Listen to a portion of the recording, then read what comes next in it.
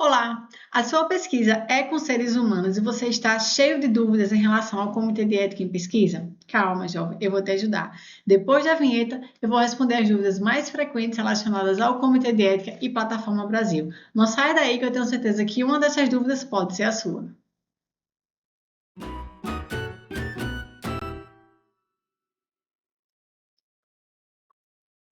E a primeira dúvida é o seguinte: título principal e título público podem ser o mesmo? Vamos lá. Se não houver informação sigilosa, sim. Então, no sistema da Plataforma Brasil, vai ter um campo lá chamado de título principal e outro campo chamado título público, tá? O título público é aquele título que vai ficar disponível para qualquer pessoa. Quando o seu projeto for aprovado, ele vai ficar disponível para que outras pessoas encontrem o seu projeto aprovado lá no sistema da Plataforma Brasil. E o título principal é aquele título para aquelas pesquisas que são sigilosas, por exemplo, pesquisas que envolvem patentes ou até mesmo pesquisas que são ensaios clínicos, mas que tem algum tipo de informação sigilosa que ainda não pode ser levada a público. Então, se a sua pesquisa é um ensaio clínico dessa forma, ou envolve patente, né? Você pode colocar esse título restrito, né? Em título principal, e esse é um título que só os avaliadores vão ter acesso, tá? Por sua vez, o título público todo mundo vai ter acesso. Agora, se a sua pesquisa não envolve nenhum tipo de restrição, assim, nenhum tipo de sigilo, você pode repetir o título principal lá no campo de título público e não tem problema nenhum, você pode manter esse mesmo título. Outra coisa em relação ao título é que é importante que você tenha ele padronizado nos documentos, certo? Então, por exemplo, caso a sua pesquisa seja sigilosa, eu recomendo que você use o título público em todos os documentos e deixe só o título principal ali naquele campo do sistema, né, para que não tenha nenhum tipo de risco. Porque se em alguns documentos você usar o título público e outros documentos você usar o título principal, os avaliadores podem achar que são inconsistência e pedir, né, que você corrija essa pendência. E aí vai levar mais 30 dias. Então, eu recomendo que você faça dessa forma. Combinado? A próxima dúvida é o seguinte: existe um departamento do Comitê de Ética que fiscaliza se os trabalhos produzidos pelos programas de mestrado ou doutorado foram publicados como artigos? Então vamos lá. Fiscalizar não é função do Comitê de Ética em Pesquisa, tá bom? Mas existe uma fiscalização indireta. De que forma? Você não consegue publicar o seu artigo se ele era um artigo com seres humanos e não teve aprovação no Comitê de Ética. Você não, talvez, né, a banca da sua qualificação do seu doutorado entenda que a sua pesquisa tinha uma natureza de aprovação em comitê de ética com seres humanos, você não fez isso, eles podem entender que você deve ser reprovado. Então, não tem uma fiscalização, mas você pode não conseguir alcançar coisas lá na frente que são, assim, fundamentais para o seu doutorado ou para o seu mestrado, né?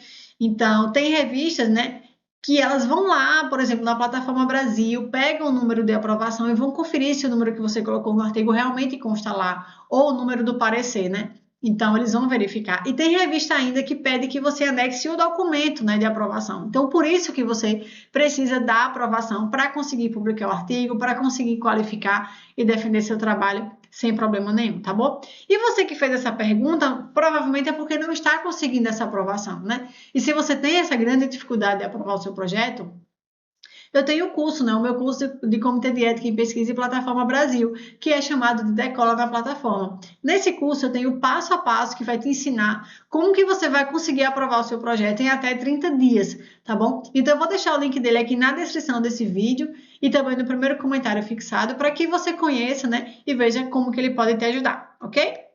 A próxima pergunta é o seguinte: minha pesquisa é com desenvolvimento tecnológico na área da saúde, mas não envolve seres humanos. Precisa ter aprovação na Plataforma Brasil? Não.